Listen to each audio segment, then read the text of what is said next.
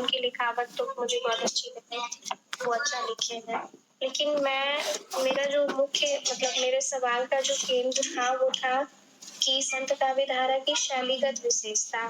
तो आप जो आंसर लिखे थे अनिल जी, तो उसमें शैलीगत विशेषताओं को नहीं बताए थे आप। हाँ, विशेषताओं को बताए थे, वो सारी उनकी विशेषताएं नहीं थी, लेकिन जैसे कि कल चर्चा के दौरान मैं बताई थी कि उनकी विशेषताओं को भावगत और शिल्पगत मतलब शैलीगत, इष्ट का आधार, श्रुतियों का ये क्या बोलते हैं, तत्व वैष्णव का प्रतिपादन और निर्गुण ब्रह्म के प्रति आस्था, सद्गुरु का महत्व, शास्त्रों का विरोध, माया का विरोध, आत्मविश्वास की प्रबलता, आडंबरों का विरोध, वर्ण व्यवस्था, जाति प्रथा का विरोध, सांप्रदायिकता का विरोध, रहस्यवादी भावना। और रहस्यवादी भावना में भी साधनात्मक और भावनात्मक दोनों थे।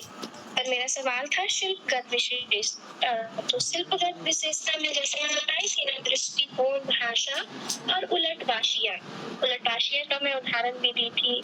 तो शिल्पगत में होगा सबसे पहले दृष्टिकोण। तो संत कवि जो थे वो मूल्यतः भक्त थे, कवि नहीं। तो ये इनकी शिल्प की सबसे बड़ी सजगता है। और बारीकी, ये इनकी बारीकी नहीं है। भाषा के बारे में बताए थे कि वे स्थान व संप्रदाय से संबंधित थे, बहुत सारे स्थानों से और संप्रदायों से। इसकी वजह से उनकी भाषा बहुत सारे भाषाओं से प्रभावित थी। वो सदुकुड़ी जैसे ब्रज, राजस्थानी, पंजाबी, अरबी, फारसी आदि भाषाओं के शब्दों के मेल का प्रयोग करते थे, जिस वजह से उनकी भाषा को पंचमेल की खिचड़ी भी कही जाती है। और भाषा के संबंध में बहुत मतभेद भी है, मतलब विचारक भी ऐसा मानते हैं कि संत काव्यधारा के जो प्रवर्तक हैं कबीर दास, उनको केंद्र में लेकर कहते हैं। कबीर की भाषा के संबंध में मैं बताई थी कि कुछ विद्वानों का मानना है कि वो उनकी भाषा को पंचमेल की खिचड़ी, कुछ उनकी भाषा को सदुकड़ी और कुछ उनको प्रभावित या उनके महत्व को स्थापित करते हुए, जैसे आचार्य हजारी प्रसाद द्विवेदी, वो उनकी भाषा या उनको वाणी के डिक्टेटर कहते हैं। तो ये उस संत काव्यधारा की जो भाषा थी ये हो गया। और उलटवासियां, जिसमें हठ योग के प्रभाव के कारण उलटवासी का प्रयोग, ये अंतः साधनात्मक अनुभूति को व्यक्त करने वाली प्रतीकात्मक युक्ति थी। प्रतीक के माध्यम से, जो नातों में संधा भाषा भी था, ये इसकी अलग चरण थी। और उलटवासियां का एक उदाहरण कबीर की उल्टी वाणी, भीगे कंबल बरसे पानी, ये वाली जो पंक्ति जो आप भी बोले थे। और शिल्पगत विशेषता में ही है काव्य रूप। तो काव्य रूप उनका जो था वो मुक्त था, अमूर्त थे। वो मूर्ति पूजा का विरोध करते थे, मूर्ति पूजा का समर्थन नहीं करते थे, साधनात्मक अनुभूति पर वो बल देते थे। और छंद में उन्होंने दोहा और चौपाई आदि की उन्होंने चर्चा की है। ये इनकी शिल्पगत विशेषताएं थी। इसमें किसी को कोई कंफ्यूजन है?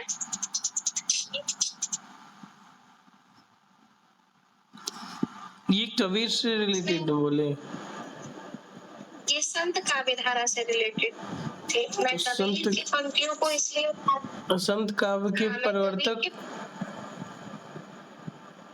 हाँ, मैं कबीर का उदाहरण इसलिए दी क्योंकि संत काव्य। हाँ, बोलिए।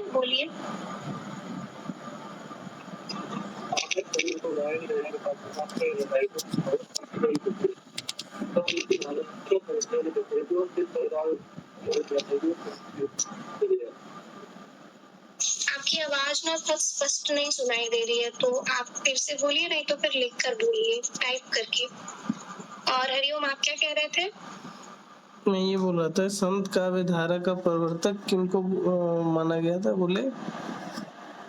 संत काव्यधारा के प्रमुख कवि या प्रवर्तक कबीर को माना जाता है। तो ये जो उदाहरण था, ये मैं कबीर के पंक्तियों के माध्यम से बस एक उदाहरण प्रस्तुत की। पर ये जितनी भी विशेषताएं थी, ये सारी विशेषताएं संत काव्यधारा के शिल्पगत विशेषताएं थी। और संत काव्यधारा में बहुत सारे कवि आते हैं, जिसमें आप नामदेव से लेकर ये क्या कहते हैं, नामदेव है, फिर कबीर है, रैदास है, दादू दयाल है, धर्मदास है, शिल्पगत नहीं समझ। शिल्प का अर्थ क्या होता है? शिल्प का अर्थ होता है मतलब किसी चीज पर कुछ लिखना या पढ़ने के, किसी चीज को उकेरना, वही होता है क्या? कोई और शिल्पकार। शिल्प का अर्थ पत्थर होता है। साहित्य में शिल्प का अर्थ क्या लेंगे? पत्थर।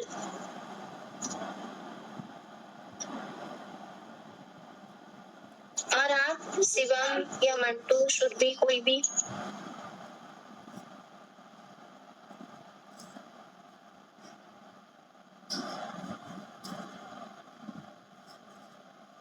शिल्प कोई धातु या कुछ ऐसे टाइप में होता है, जैसे शिल्पकार उस पर उकेर के लिखते हैं या कुछ ऐसे सकता है क्या? एक अर्थ बनावट भी लेंगे, उसकी बनावट, उसकी जो आकार है, बिंब है वो। तो ये शिल्प का, जैसे मान लीजिए संत का विधारा एक विचारधारा थी, एक धारा चल रही थी निर्गुण भक्ति में, जिसमें वो ईश्वर की प्राप्ति या जो भक्ति भावना थी वो ज्ञान के मार्ग से करना चाहते थे, ज्ञान के माध्यम से ईश्वर को प्राप्त करना चाहते थे। ये विशेषता थी ना संत का विधारा की। और इसमें वो क्या कहते हैं, शंकराचार्य के अद्वैत दर्शन को स्वीकारते थे। अद्वैत दर्शन क्या है, इस पे कल भी बात हो चुकी है। शंकराचार्य जो थे उन्होंने अद्वैत दर्शन निकाला था, इसके आधार पर था कि वो ईश्वर के एक ब्रह्म को मानते हैं। वो उनका कहना था कि जगत मिथ्या है और ब्रह्म ही सब कुछ है। ब्रह्म जीव है, जगत माया से संबंधित है और जगत मिथ्या है, माया का कोई स्थान नहीं है। ठीक है, ये थी उनका अद्वैत दर्शन। अद्वैत का मतलब होता है वो एक को मानते थे, एक ईश्वरवादी थे, वो एक ईश्वर को मानते थे। तो ये इनकी विशेषता थी। शिल्प का इसलिए विशेषता है क्योंकि वो उसका बनावट कैसा था, जिसमें भाषा आई, और भाषा कैसी थी, बोलत भाषी, दृष्टिकोण वो किस आधार पर देखते थे, ये उनका दृष्टिकोण था, काव्य रूप कैसा था, तो ये उनका शिल्प विशेषता है। लेकिन जब उनकी और जो एक विशेषता है भावगत विशेषता, तो भाव क्या था, वो किस भाव से उस भक्ति को, कबीर की भाषा को पंचमेल की खिचड़ी इसलिए कहते हैं क्योंकि वो बहुत सारे स्थानों से प्रभावित होने के कारण उनकी भाषा में कहीं थोड़ा बहुत राजस्थानी का प्रयोग, थोड़ा अरबी और फारसी, पंजाबी आदि भाषाओं का प्रयोग मिलने के कारण उनकी भाषा को पंचमेल की खिचड़ी कहते हैं। मैं सही हूँ या गलत?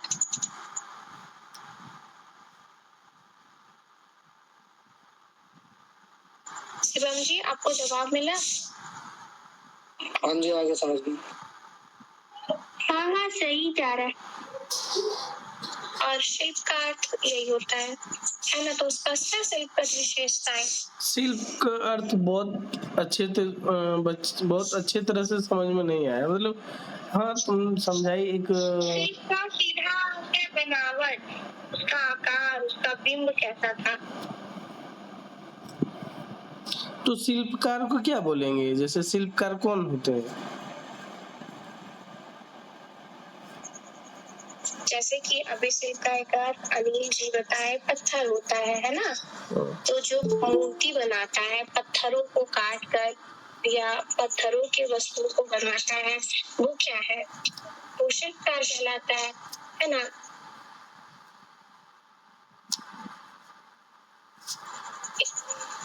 मैं ये कह रही हूँ कि साहित्यिक भाषा में शिल्प का क्या अर्थ है। शिल्प का वास्तविक अर्थ तो पत्थर ही होता है, जो कि अनिल जी बताए।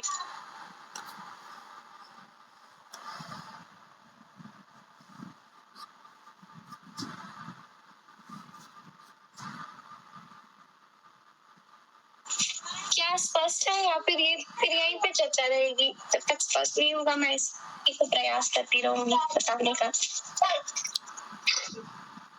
और किन्हीं को समझ में आया शिल्प का साहित्यिक अर्थ? हाँ, कोई और भी समझा सकता है।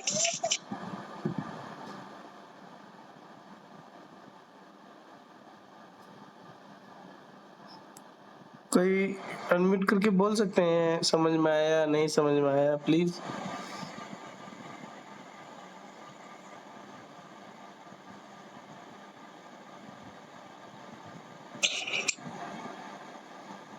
बोलिए। हाँ, बोलिए ना।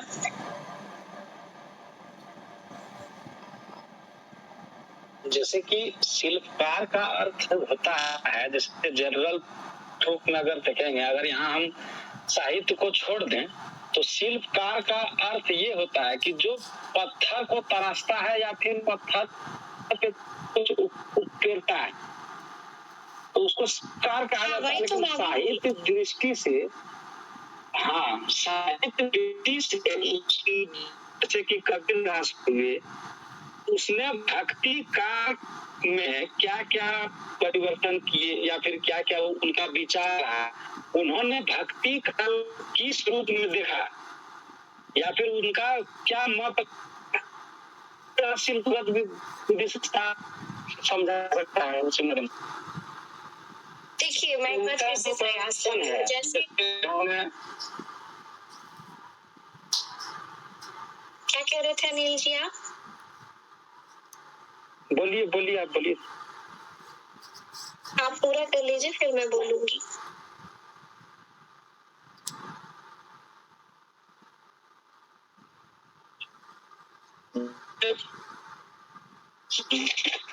मतलब ज्ञान माता के जो कवि थे, जैसे कबीरदास हो गए, धर्मदास हो गए, दयाल हो गए, इन लोगों का जो इन्होंने ईश्वर को प्राप्ति करने का माध्यम ज्ञान पाया, तो वो का अपना स्टाइल भक्ति को प्राप्त करने के लिए। जैसे आवाज नहीं आ रही है, आपकी आवाज नहीं आ रही है, शायद नेटवर्क का इशू है, आवाज नहीं आ रही है। अब आ रही है आवाज? आ रही है। हाँ सही है। तो जैसे उन्होंने ज्ञान को अपना मार्ग बनाया, जैसे हम फिर अगर पुनः साहित्य को छोड़ दें और फिर अगर शिल्पकार मतलब पत्थर वाला शिल्पकार के रूप में अगर जाए, तो कोई आजकल बहुत सारा मतलब सामान हो गया है, जैसे कोई ग्रेनाइट से, कोई ग्रेनाइट का पत्थर है, उसको काटने के लिए कोई छेनी हथौड़ी का यूज करता है, कोई मशीन लगा देता है, कोई कुछ करता है, तो उसका स्टाइल हुआ। तो उसी तरह कबीरदास, दादू दयाल, नंददास लोग जो ज्ञान मार्गी शाखा में इन लोगों का जो पद मतलब अपना मत देने का, इन लोग ज्ञान को ईश्वर प्राप्ति का साधन माना, उसी को शिल्पगत विशेषता के रूप में जान सकते हैं हम लोग। देखिए मैं एक उदाहरण से समझाती हूँ आपको, ठीक है? जैसे कि मेरे भीतर एक कला है, बहुतों में ये कला हो सकती है। जैसे मैं कहूँ कि मतलब मैं लड़की हूँ तो लड़कियों का ही एक उदाहरण प्रस्तुत करती हूँ आप लोगों के सामने। जैसे कोई भी अलग से प्रतिभा, जैसे मेहंदी बनाना या कोई और प्रतिभा, गाना गाना या कुछ भी, तो मेहंदी बनाना ये एक भावगत प्रतिभा है कि मतलब एक भावना है कि हाँ मेहंदी बनाना आता है कि नहीं। तो उसकी जो शिल्प होगी, उसकी जो बनावट होगी, इसमें सुरभि है, मैं हूँ, पूजा है, तो मैं भी मेहंदी लगाऊंगी, ये वही भावना है। पूजा भी लगाएंगी और सुरभि भी लगाएंगी, पर क्या तीनों का स्टाइल, तीनों का तरीका वही होगा? मेहंदी लगाने का, उसका जो डिजाइन बनाने का या उसके भीतर जो डिजाइन भरने का, सबका स्टाइल अपना अलग अलग होगा ना। भावना एक है, भावना एक है कि हम तीनों मेहंदी लगा रहे हैं, ये एक भावना है। और मेहंदी को तीनों एक ही रूप में देखेंगे, वो सजावट का ही काम करेगी तीनों के लिए। ऐसा नहीं मैं मेहंदी लगाऊंगी तो उसके हाथ की सुंदरता को नहीं बढ़ाएगा, या पूजा लगाएंगी या सुधि लगाएंगी तो सुंदरता में विकार नहीं होगा, सुंदरता नहीं बढ़ेगा, तीनों के लगाने से होगा। पर उसके लगाने का तरीका, लगाने का स्टाइल जो है, उसका जो बनावट है, आकार है, वो शिल्प है। तो ऐसे ही संत काव्यधारा की जो भावना थी, तो उन सबकी जो भावना थी, वो भावना ये थी कि वो ईश्वर के मूर्त रूप को नहीं मानते थे, किसी प्रकार के जातिगत भेदभाव को नहीं मानते थे, आडंबर को स्वीकार नहीं करते थे, वर्ण व्यवस्था को नहीं मानते थे, सांप्रदायिकता का वो विरोध करते थे। ये सब इनकी भावगत विशेषता थी, ये इनकी भावना थी। और इन सारी भावनाओं को प्रस्तुत करने के लिए उनका जो स्टाइल था, उनका जो बनावट था, आकार था, वो है शिल्पगत विशेषता, जिसमें वो दृष्टिकोण है कि वो किस दृष्टिकोण से जगत को देख रहे थे। तो उनका दृष्टिकोण था कि वो भक्त थे, वो कवि नहीं बनना चाहते थे, वो भक्त थे। संत कवि मूल्यतः भक्त थे, जैसे मैं बताई दृष्टिकोण में, ठीक है? उनमें जो कवि वाली बनावट होती है, बुनावट होती है, वो पूरी सजगता से नहीं थी। भाषा में बताया कि वो बहुत जगह से प्रभावित थे, जैसे कि हम कभी चर्चा में बोल रहे थे कि ये नाथ पंथ से कहीं ना कहीं प्रभावित थे और नाथ पंथों का बहुत सारा प्रभाव संत काव्य धारा में देखने को मिलता है। तो ये बहुत जगह से प्रभावित होने की वजह से इनकी भाषा के संबंध में, अब शिल्प में ही ना भाषा आएगा कि वो भावना तो है कि वो मतलब नहीं मानेंगे किसी विरोध जाति को, आडंबर को, तो उनकी भाषा क्या होगी, किस भाषा से वो प्रस्तुत करेंगे, ये उनका शिल्प हुआ। जैसे आकार, बनावट, तो भाषा के संबंध में कहा गया।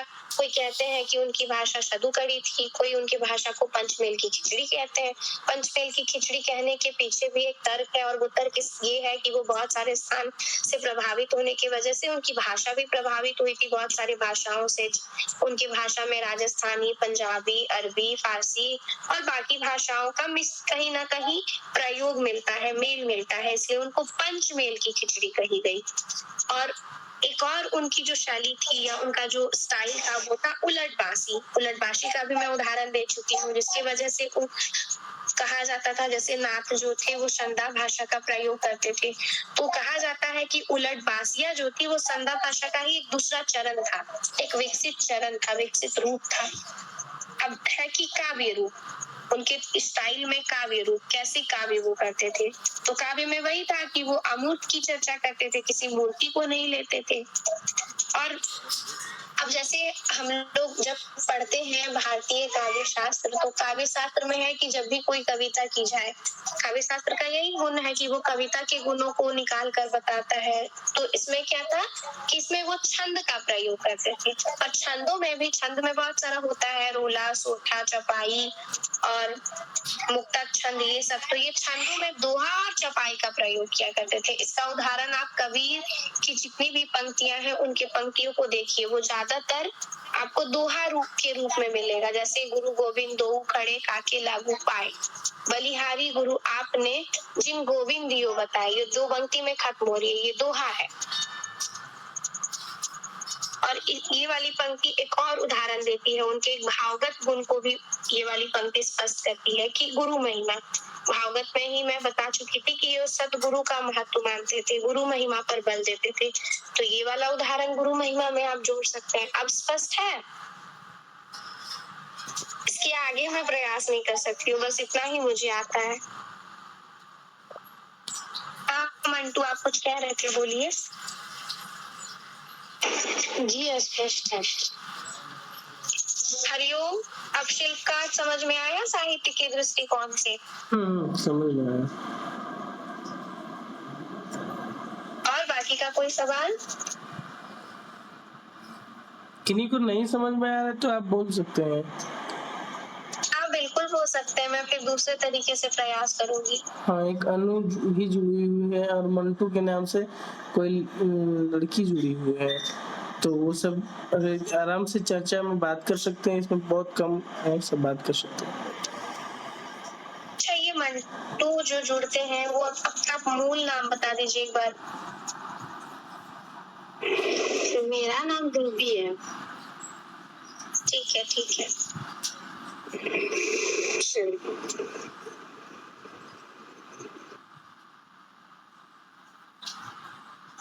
शिवम जी, मैं थोड़ा ठीक ठाक बोल रही हूँ या नहीं, या कोई कंफ्यूजन है, कोई प्रश्न है? सुबह तो बोल समझ आ गया। पूजा, अनु, आप लोग का कोई सवाल? हाँ जी, आपने सही बताया।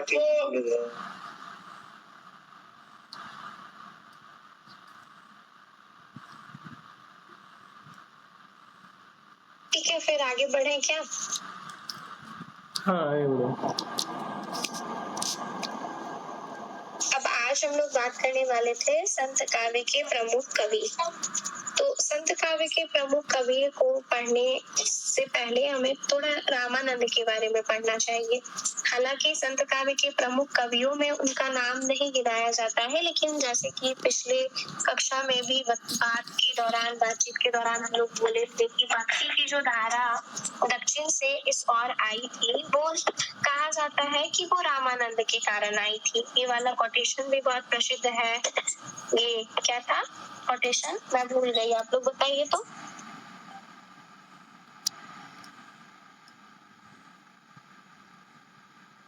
तो ये बताइए ये पिछले 3 दिन से इस चर्चा में इस कोटेशन को बोला जा रहा है, कई बार बोला जा चुका है, मैं भूल गई, आप लोग बताइए। यही कुछ था ना, दरवीर में उपजे रामानंद लाए या कुछ ऐसे ही था।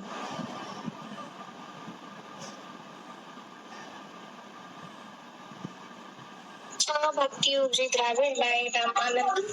ठीक है, तो हम लोग पहले थोड़ा रामानंद को जान लेते हैं, उसके बाद हम संत काव्य के जो प्रमुख कवि हैं उनके बारे में जानेंगे।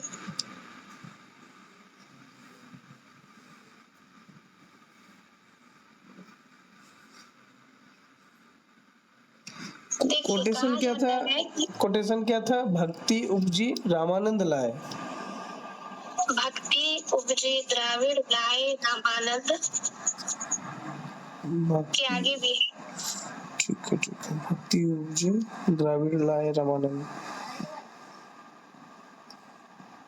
प्रकट किया कबीरा, ऐसा कुछ है, मैं आगे वाली पंक्ति भूल गई। इसका अर्थ क्या हो जाएगा? जैसे अर्थ है कि भक्ति भावना जो थी वो मूलतः दक्षिण अभी इस बात को भी मैं थोड़े विस्तार से बात कर लेती हूँ। इस बात पर भी देखिए, जैसे कि मैं कल चर्चा के दौरान आप लोगों से बात करने के क्रम में आप लोगों से ये बोली थी कि ये भक्ति धारा मतलब अचानक से भक्ति धारा नहीं आ गई थी। ऐसा नहीं था कि आदिकाल खत्म हुआ और भक्ति काल आ गया। इसका प्रभाव जैसे संत काव्य धारा को जब आप देखेंगे तो मैं बताई कि संत काव्य धारा नाथों से प्रभावित था, और नाथ और सिद्ध के बारे में आप लोग जानते हैं कि वो बौद्ध धर्म के हीनयान और महायान का विकृत रूप था। ये चीज कल चर्चा में बात हो चुकी है। तो यहाँ से धीरे धीरे भक्ति धारा प्रभावित हुई, लेकिन जैसे कि भारत में तो पश्चिमी या पूर्वी इलाके में इस्लामों का आक्रमण हो रहा था, लेकिन दक्षिण में पहले से ही भक्ति की एक धारा चल रही थी। लोग ईश्वर की आराधना कर रहे थे, ईश्वर की परिकल्पना कर रहे थे, और वो आलवार संतों के द्वारा हो रहा था। आलवार नामक वहाँ संत थे, जैसे यहाँ पे संत काव्य धारा आई ना, तो वहाँ पे आलवार नामक संत थे, और उस आलवारों की संख्या 12 थी। आलवार और नैनार, वहाँ पे 2 भक्ति की जो धारा वहाँ पे प्रभावित हो रही थी, उसमें 2 धारा थी, एक आलवार और एक नैनार। नैनार 9 थे ना? हाँ, नैनारों की संख्या 9 थी, आलवारों की संख्या 12 थी। ठीक है, तो वो लोग भक्ति की एक धारा, भक्ति के एक भाव को लेकर वो लोग चले थे।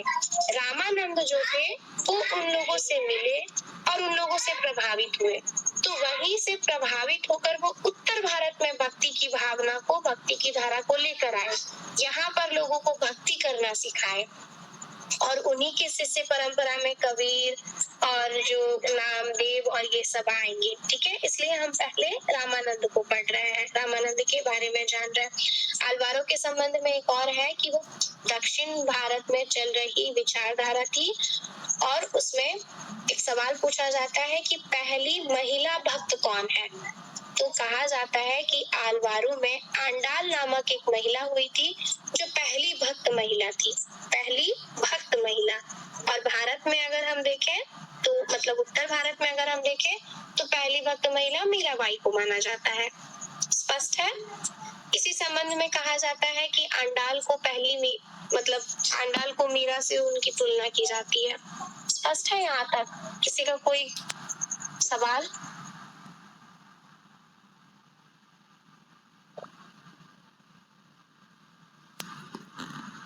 किसी का कोई सवाल है, कुछ है?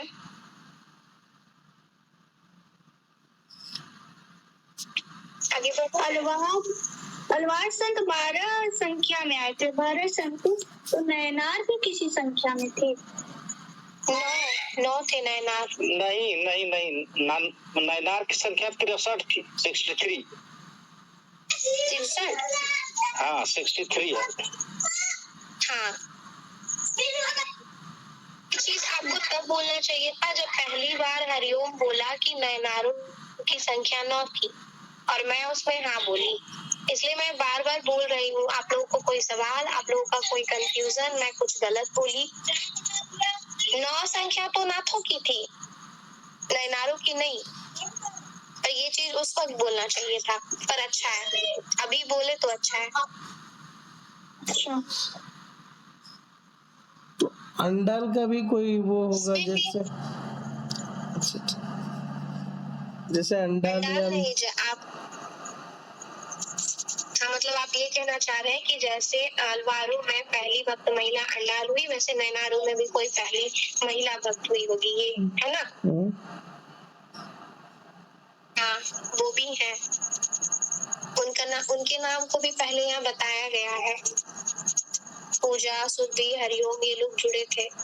मंटू भी थे। आप लोग कोई बताइए, नहीं तो मैं बताऊंगी।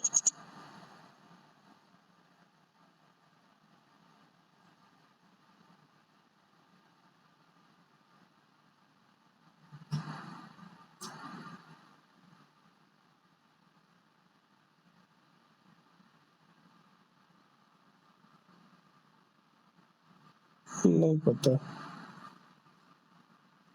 को भी नहीं पता।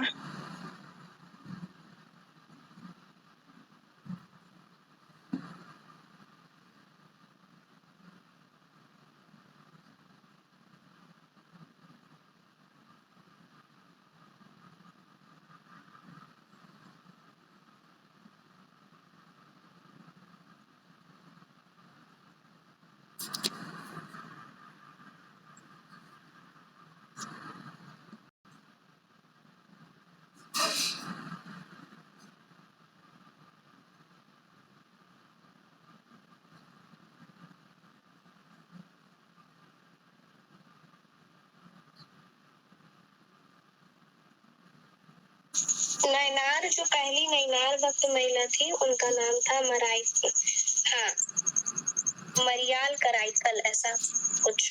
एक बार आप लोग देख लीजिएगा।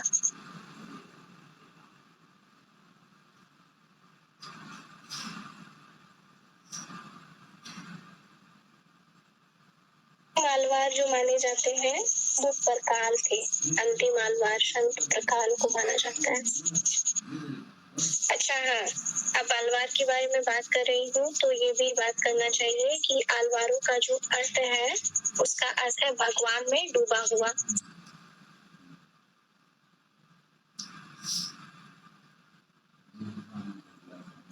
आलवार जो थे वो विष्णु की उपासना करते थे।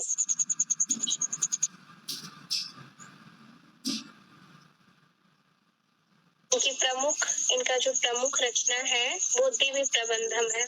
आलवारों के लिए, जैसे कि हमारे यहाँ जितने भी संत हुए उन सबका अपना अपना प्रमुख ग्रंथ है, तो आलवारों के प्रमुख ग्रंथ का नाम है दिव्य प्रबंधन, जिसमें सभी जाति, धर्म और लिंग के मनुष्य को शामिल किया गया था। ये भी जाति प्रथा को नहीं मानते थे और रामानंद भी इससे प्रभावित हुए थे।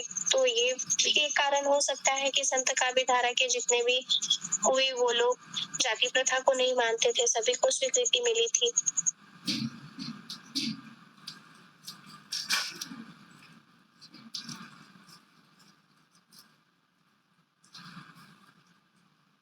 आगे बढ़े। वो ग्रंथ का नाम क्या बोली थी? दिव्य प्रबंधम। अलवार के बारे में जैसे बोली वो भगवान के या भक्ति में डूबे रहते, तो नैनार के बारे में भी कुछ बताओ जो कुछ समझ में आया कि नैनार का कुछ। हाँ, नैनार के संबंध में पढ़ी तो थी, पर अभी फिलहाल दिमाग से उतर गया, तो मैं कल बताऊंगी। आप लोगों को किसी को पता है तो बता दीजिए।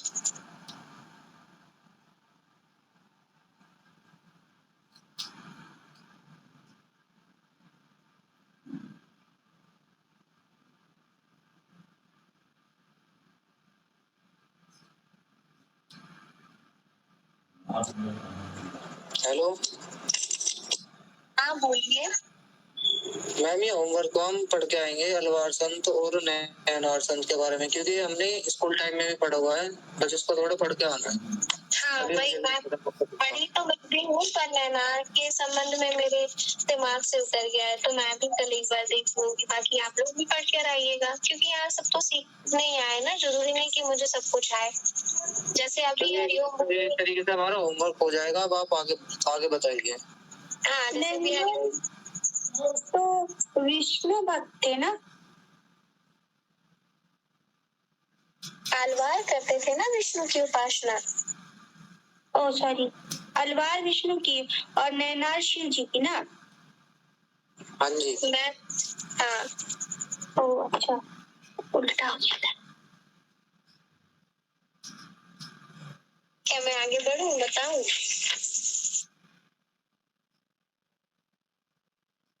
रामानंद के संबंध में हम लोग बात कर रहे थे, तो इस चर्चा को आगे बढ़ाऊं क्या?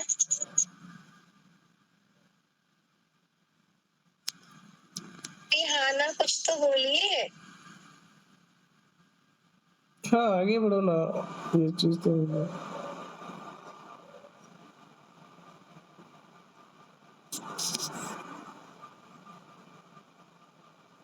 बोलो। बोल रही हूँ। कहा जाता है कि रामानंद जो थे वो सर्वाधिक यशस्वी माने गए, मतलब भक्ति काल में उनको बहुत अच्छा स्थान दिया गया, और इनके मतलब माना जाता है कि ये रामानुजाचार्य के शिष्य थे। और ये मतलब जैसे हम किसी भी चीज को बस ऐसे ही मान नहीं लेते हैं, तो जब मैं हिंदी साहित्य की लेखन परंपरा पे बात कर रही थी तो उसमें बताई थी कि भक्त माल नामक एक रचना हुई थी जिसके रचनाकार नाभादास था, नाभादास थे। तो भक्तमाल क्या था, उसमें कवियों का परिचय दिया गया था। तो उसी भक्तमाल के अनुसार जहाँ पे कवि का परिचय दिया गया है और उसी में ये बताया गया था कि रामानंद जो थे वो रामानुजाचार्य के शिष्य परंपरा में चौथे शिष्य थे, और वो बहुत प्रसिद्ध थे, मतलब सर्वाधिक यशस्वी और साधक प्रतिभाशाली विचारक माने जाते थे उनके शिष्यों में से।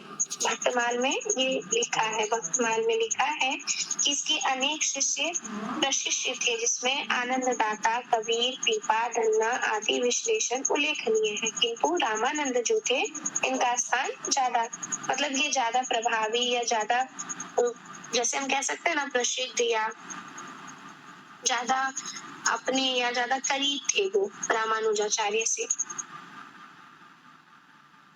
इनका जो आविर्भाव काल है वो 14वीं शताब्दी का अंतिम चरण माना जाता है।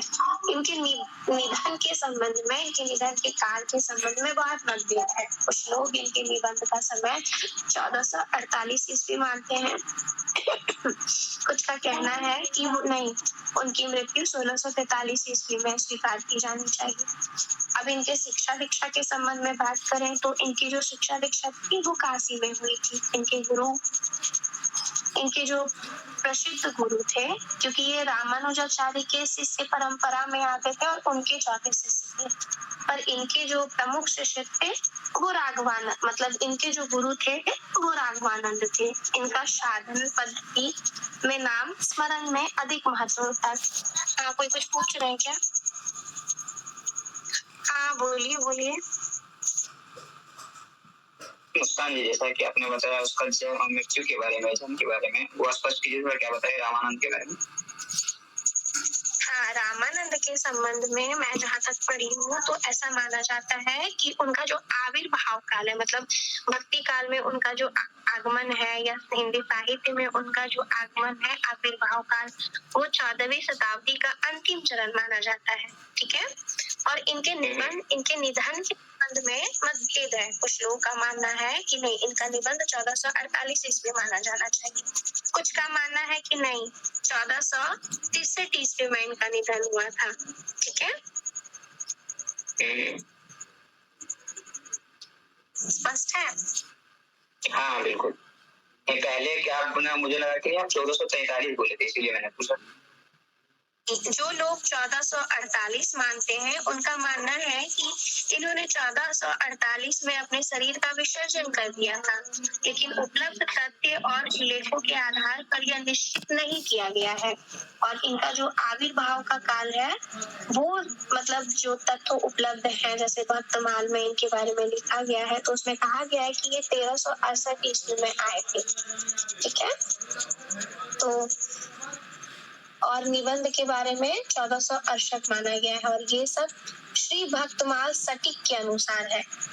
मतलब कि भक्तमाल में उनके जो आगमन और उनके जो निबंध है, इसमें जो मतभेद था उसका जो समर्थन है वो बाद में एक रचना हुई जिसका नाम था श्री भक्तमाल सटी। इसमें कहा गया कि उनका जो आगमन था वो 1368 में हुआ, उनका जो मृत्यु था वो 1468 ईस्वी में हुआ। ठीक है, यहाँ तक स्पष्ट है? हाँ बिल्कुल। रामानंद का जो जन्म स्थान अगर हम भक्तमाल के अनुसार देखें तो ये माना गया था कि उनका जन्म काशी में हुआ था, जबकि श्री भक्तमाल सटीक के अनुसार अगर हम देखें तो कहा जाता है कि उनका जन्म प्रयाग में कनकुज ब्राह्मण के परिवार में हुआ था। इनकी शिक्षा दीक्षा के संबंध में ये बात है कि इनकी शिक्षा दीक्षा काशी में हुई थी और ये स्वामी राघवानंद के दीक्षा गुरु थे।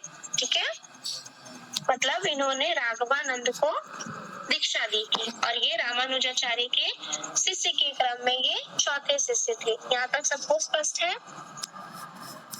हाँ ठीक है ठीक है। कहा जाता है इनके संबंध में कि ये मध्यकालीन भक्ति आंदोलन के महान संत थे। इन्होंने राम भक्ति की धारा को समाज के प्रत्येक वर्ग तक प्रसारित करने का काम किया था। भक्ति धारा का प्रचार प्रसार के पक्ष में कहा जाता है कि सर्वप्रथम भक्ति दक्षिण भारत में पहले प्रसारित हुई थी और उत्तर भारत में लाने का काम इन्होंने ही किया था। और इनके संबंध में भी जस्ट जो कोटेशन अभी मैं बोली थी कि भक्ति ऊंची द्राविड़ लाए रामानंद, ये बहुत प्रसिद्ध है। तो इतना ही परिचय हुआ ये रामानंद के संबंध में। अब हम संत काव्य धारा के सबसे प्रमुख कवि या संत काव्य धारा के प्रवर्तक के रूप में जिनको जानते हैं कबीरदास को, तो कबीरदास के बारे में पढ़ेंगे। कबीरदास के बारे में आप लोग बताइए, मैं कुछ नहीं जानती हूँ उनके बारे में।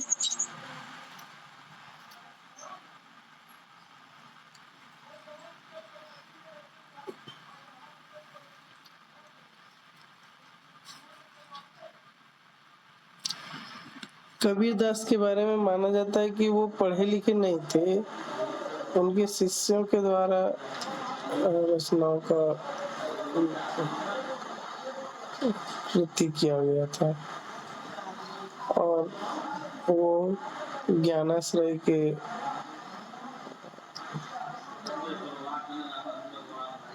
ज्ञानाश्रय शाखा के वो आते हैं, ज्ञानाश्रय शाखा से। और बस इतना ही।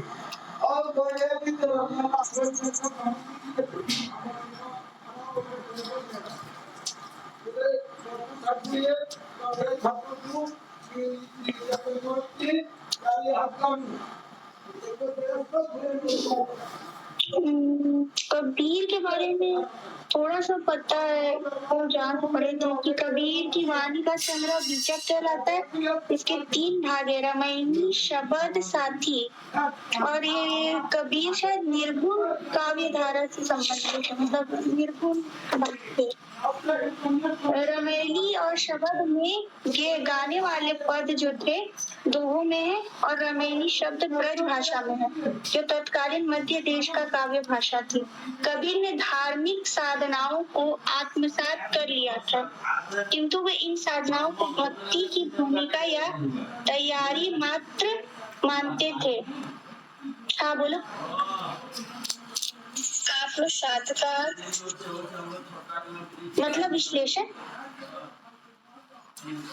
का किसी चीज को एब्जॉर्ब करके फिर जो निष्कर्ष निकालते हैं वो विश्लेषण होता है। हाँ वही होता है ना। आत्मसात क्या होता है?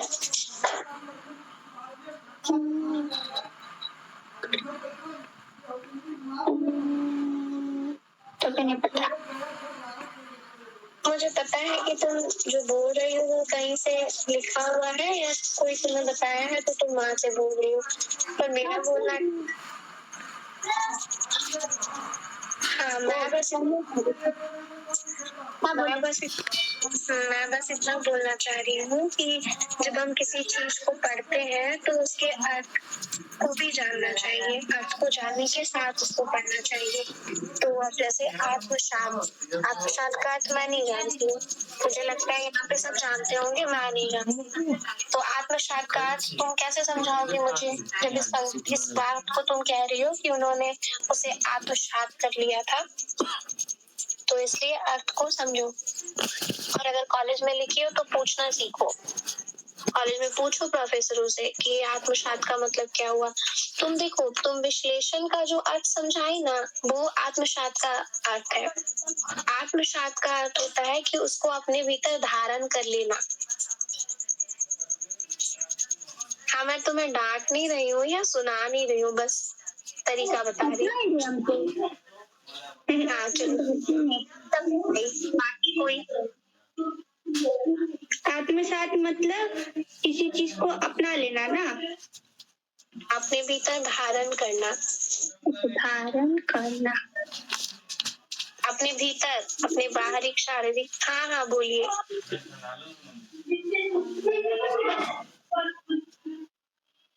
जी आप कुछ कह रहे हैं, बोलिए। कबीर दास के बारे में मैं बता रहा हूँ। हाँ बताइए। जैसे कबीर दास जी जो थे, उनका जैसे पहले यही बताए थे कि मृत्यु के बारे में मतभेद है, उसी तरह कबीर दास के जन्म के स्थान या फिर उनका समय में भी बहुत सारा मतभेद है। कुछ लोग लहरता तालाब उत्तर प्रदेश मानते हैं और कुछ लोग इनका जन्म स्थान मगहर मानते हैं। और ऐसा कहा जाता है कि कबीर दास जो जन्म लिए थे, इनको लहरता तालाब के पास छोड़ दिया गया था इनके माता पिता के द्वारा। इनके माता पिता अज्ञात हैं, कौन है ये पता नहीं है। तो इनका पालन पोषण नीरानुमा नामक दंपति द्वारा किया गया है, जो कि जुल्हा जाति के थे। जुल्हा मतलब कपड़ा रंगने वाला, जुल्हा जात नहीं। कपड़े जो रंगने का काम करते हैं उसको जुल्हा कहा जाता है। आवाज आ रही है? बिल्कुल बिल्कुल आ रही है। और कबीर दास के जन्म स्थान और जन्म का समय के बारे में भी मतभेद है। कबीर का शाब्दिक अर्थ होता है महान या फिर अल्लाह का 37वां रूप। इनका अल्लाह का 37वां रूप भगवान होता है ना, भगवान अल्लाह, उनका 37वां रूप अल्लाह का। अल्लाह या आला? अल्लाह जो होता है ना, हाँ अल्लाह का 37वां रूप भी आप कह रहे हैं। क्योंकि अगर आप हिंदी साहित्य में अगर आप अल्लाह को आला बोलते हैं ना, तो आला और रुदन ये आदिकाल में एक गायन पद्धति थी। तो इसलिए मैं पूछी कि आप अल्लाह बोल रहे हैं या आला बोल रहे हैं। अच्छा बोल रहे हैं, आगे बोलिए। कबीर दास का जन्म जो है 1398 ईस्वी मिलता है एनसीईआरटी में। लेकिन राम कुमार वर्मा के अनुसार इनका जन्म कुछ और ही है, जन्म का ईस्वी।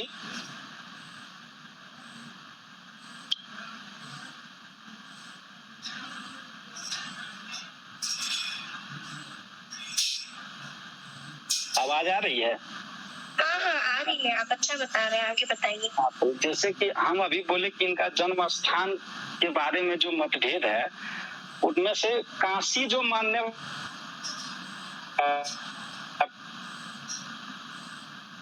उसमें से कुछ काशी मानने वाले लोग हैं।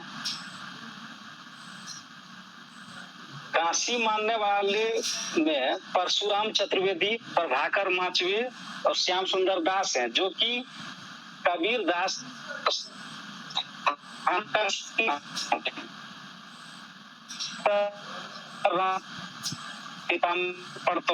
गोविंद के अनुसार मगहर है। ये लोग इनका जन्म स्थान मगहर मानते हैं। अनिल जी मैं कुछ कहना चाहती हूँ। आप जो भी बताए ना कि इनके जन्म, हाँ, इनके जन्म स्थान के संबंध में जो विद्वानों का मत बताए ना, तो उस वक्त आपकी आवाज कट थी। आप फिर से बोलिए ना, मैं लिखूंगी।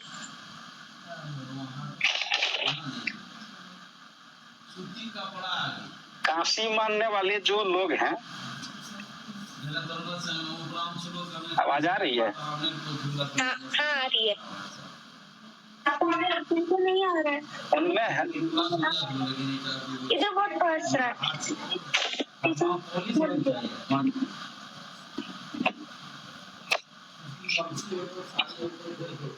बोलिए। कबीरदास के जन्म स्थान काशी जो लोग मानते हैं उनका नाम लिखिए। उनमें है परशुराम चतुर्वेदी, नंबर 2 प्रभाकर माचवे, नंबर 3 श्याम सुंदर दास। और मगहर जो लोग मानते हैं उनमें है डॉक्टर राम कुमार वर्मा, पीताम्बर दत्त पड़तवाल, डॉक्टर गोविंद।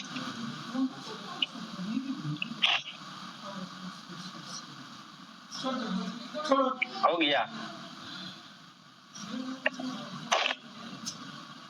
सर फिर से दोहराइए तो मगहर वाले।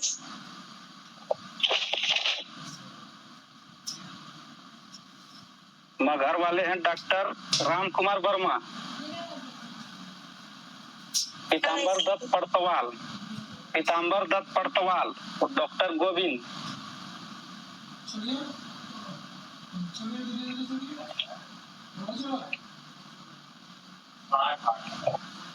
हाँ, हो गया। बहुत बहुत धन्यवाद। कबीरदास के 2 गुरु थे। अभी आपने रामानंद के बारे में बताया, लेकिन ये आपका शायद छूट गया। कबीरदास के भी गुरु का नाम रामानंद था। जो हिंदू थे उनका गुरु, उनका नाम रामानंद था। और शेख तकी इनके मुस्लिम गुरु थे। आवाज आ रही है? हाँ, आ रही है, बताइए।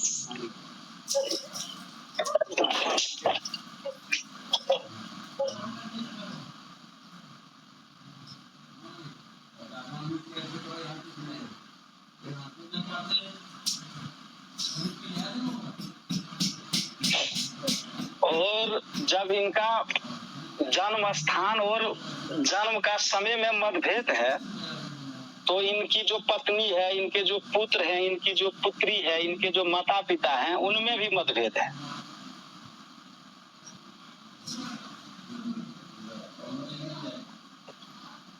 जैसे एनसीईआरटी में जो दिया गया है, इनकी पत्नी का नाम, कबीरदास जी के पत्नी का नाम दिया गया है लोई, पुत्र का नाम है कमाल और पुत्री का नाम है कमाली, माता पिता का नाम निरुनिमा। क्योंकि इनके माता पिता अज्ञात हैं, इनका जिनके द्वारा पालन पोषण किया गया है उन्हीं को इनका माता पिता मान लिया गया है अकॉर्डिंग टू एनसीईआरटी। लेकिन डॉक्टर राम कुमार वर्मा इनकी पत्नी का नाम रमजानिया मानते हैं और पुत्र का नाम निहाल और पुत्री का नाम पिता निरुनिमा ही है। इनमें भी इनके शिष्य का नाम धर्मदास है, जो कि कबीरदास जी के प्रमुख शिष्य हैं। कबीर, हाँ, बोलिए। इनकी रचनाएं 63 मानी जाती है, 63, जिसमें से 43 ही प्रकाशित हुआ है और 20 जो है वो अप्रकाशित है। इनकी रचनाओं का संकलन इनके प्रिय शिष्य धर्मदास जी के द्वारा बीजक नाम से किया गया है, जिनमें सखी शबद रमेनी तीनों का संकलन बीजक में किया गया है।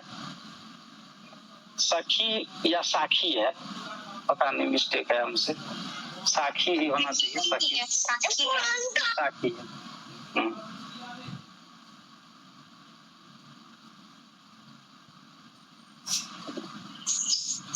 और बीजक के बारे में भी अगर थोड़ा सा अगर जानना चाहते हैं तो धर्मदास ने इनका जो संकलन जो है 1464 ईस्वी में किया गया है।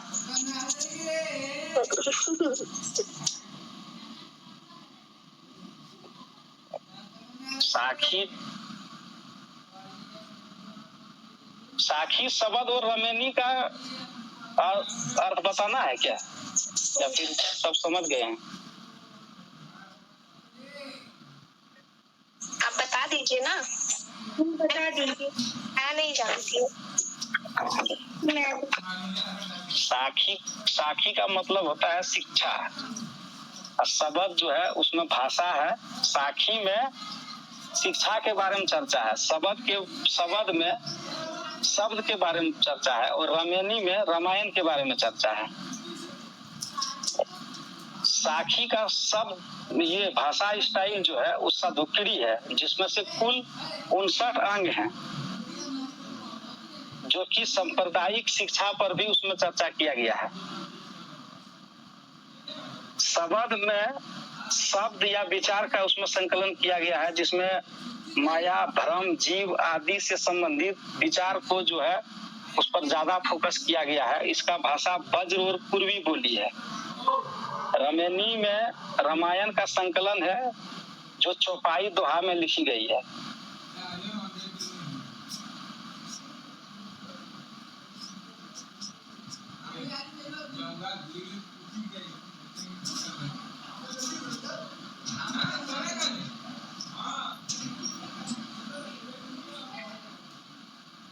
इतना में किसी को कोई कंफ्यूज है क्या?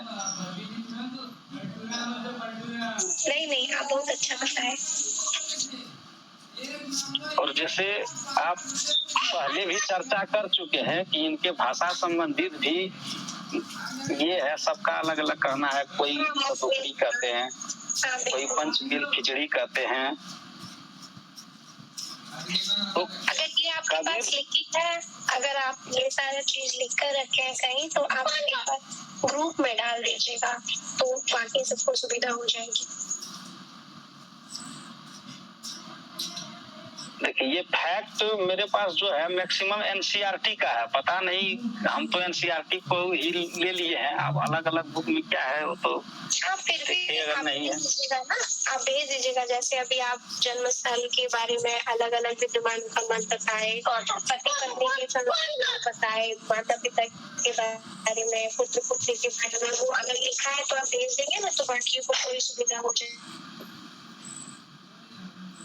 मुझे सुविधा हो जाएगी। सबसे बड़ी बात में क्या ही इनके आप पहले चर्चा किया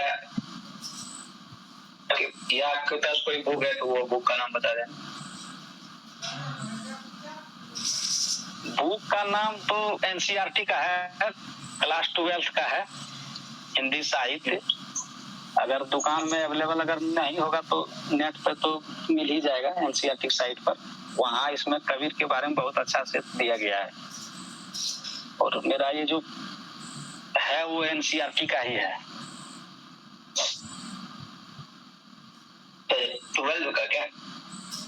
हाँ, 12 का है। जैसे पहले भी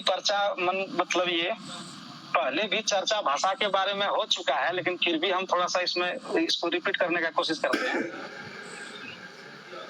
जैसे पहले ही आप लोगों को बता दिया जा चुका है कि इनको वाणी का डिक्टेटर जो है आचार्य हजारी प्रसाद द्विवेदी कहते हैं। पंचमील खिचड़ी श्याम सुंदर दास मानते हैं कि कबीर दास का भाषा जो है वो पंचमील खिचड़ी था। पंचमील खिचड़ी के बारे में आप लोग पहले से अवगत हैं। पहले ही मुस्कान दी आप लोगों को बहुत डिटेल्स तरह से बता चुकी है कि पंचमील खिचड़ी का क्या शाब्दिक अर्थ होता है। और आचार्य रामचंद्र शुक्ल जो है इनका भाषा सदुक्कड़ी भाषा मानते हैं। कबीर दास के पद का जो है, कबीर दास के जो पद हैं वो गुरु ग्रंथ साहिब में भी मिलते हैं।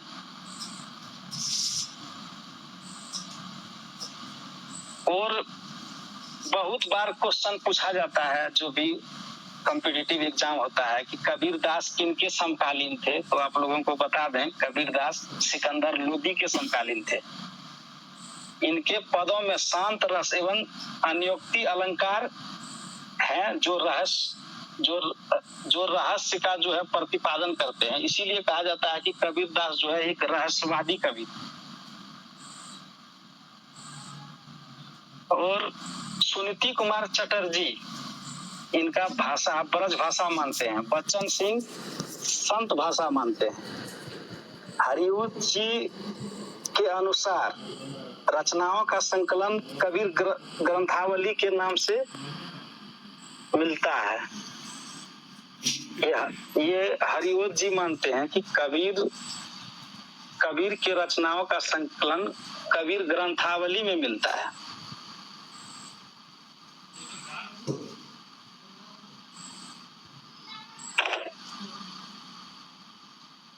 मुझे तो इतना ही इसके बारे में जानकारी है। अगर आप लोग कुछ और जानते हैं तो बताइए। बहुत बेहतरीन जानकारी है, जितना भी जानकारी था बहुत बेहतरीन था।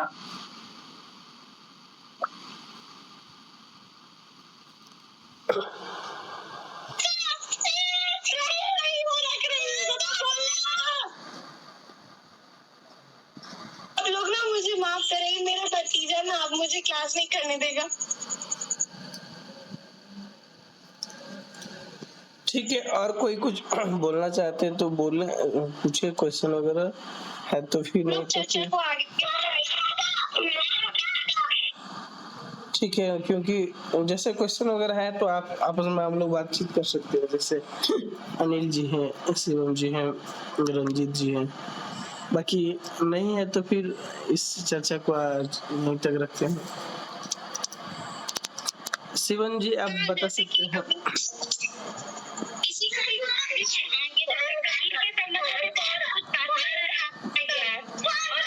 चर्चा से संबंधित सवाल जैसे शिवम जी बोले थे कि हम पढ़कर आएंगे अलवार और नैनार के संबंध में, तो सब लिख कर आइएगा। कल पहले अलवार और नैनार को अच्छे से समझेंगे और फिर कभी ठीक है ठीक है। इसके साथ साथ संत काव्यधारा के अन्य सभी कवियों को ठीक है, तुम दे दो उधर फोन। गुड नाइट बोलो तब करते हैं। अच्छे से बोलो। हाँ रंजीत बोलिए।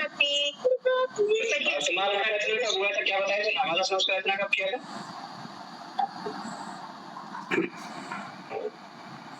डेट तो मुझे याद नहीं है, पता नहीं। मेरा तो आदत ऑप्शन वाला है, ऑप्शन देखने के बाद शायद पता चल जाए। कल हमारे एग्जाम में हो सकता है कि ये सब टॉपिक आ सकता है क्या? टॉपिक उसमें आदिकाल से रिलेटेड है और ये कबीरदास जैसे उसमें है आदिकाल और भक्ति काल। भक्ति काल में तो इसमें नहीं सकता है। अगर बात आती है संत काव्यधारा की, तो संत काव्यधारा में तो ये सब तो आएगा ही ना। भक्तिमाल हो गया, कबीर हो गया, ये रामानंद हो गया, राघवानंद हो गया, ये सब तो इससे रिलेटेड है। तो कहीं ना कहीं ये सब हो सकता है, टॉपिक कुछ आ सकता है कि नहीं? किसी एक को उठा के दे देंगे, किसके बारे में परिचय दीजिए। देखिए, हम लोग अभी का चर्चा का जो पर्पस था वो कवि परिचय था, ठीक है। भक्तमाल जो है वो रचना है। अगर इसमें रचना के बारे में देखेंगे तो उस समय हम लोग भक्तमाल का चर्चा करेंगे। अभी जैसे आप भक्तमाल की बात कर रहे हैं तो कवि परिचय में भक्तमाल का जो रचनाकार है नाभादास, उनके बारे में हम लोग जानेंगे। हाँ, मैंने उसी के बारे में बात कर रहा हूँ। अगर हो सकता है कि ना एक परिचय के तौर पे दे सकते हैं कि नहीं। अब अगर आप नाभादास का परिचय, जीवन परिचय लिखिए, क्या दे सकते हैं कि कभी परिचय तो दोस्तों के कोई दिए हमारे